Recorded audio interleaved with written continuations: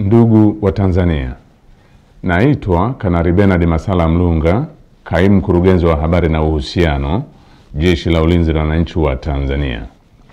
Jeshi la Ulinzi la Wananchi wa Tanzania linautaarifu umma wa Watanzania kuwa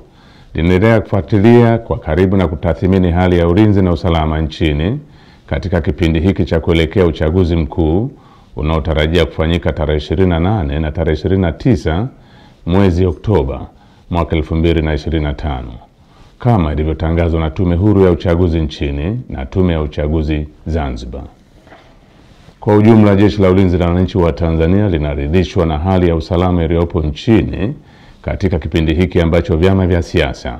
vinaendesha kampeni zao kwa kuzingatia matakwa ya kisheria, kuheshimiana na kuvumiliana kunakooneshwa kupitia kwa wagombea wao wa ngazi za urais, ubunge na udiwani. Jeshi la Ulinzi la Wananchi wa Tanzania linaviomba vyama vya siasa kuendeleza hali ya amani na utulivu wakati wote wa kampeni, kupiga kura na baada ya kupiga kura. Katika hatua nyingine, Jeshi la Ulinzi la Wananchi wa Tanzania linalipongeza Jeshi la Polisi na vyombo vingine vya usalama kwa jinsi vinavyoendelea kusimamia hali ya usalama katika kipindi hiki cha kuelekea uchaguzi mkuu.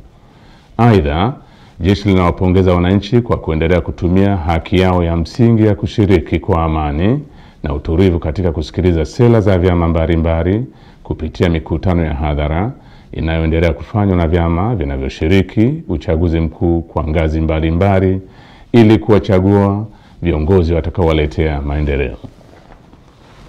Pamoja na hali ya amani na utulivu iliyopo, bado kumeendelea kujitokeza baadhi ya watu wanaojiita wanaharakati kutoka ndani na nje ya nchi kutumia mitandao ya kijamii kupotosha umma kwa kuweka maudhui yenye kuleta uchochezi kwa kulihusisha Jeshi la Ulinzi la Wananchi wa Tanzania na siasa ili kutimiza azma yao ya uvunjifu wa amani.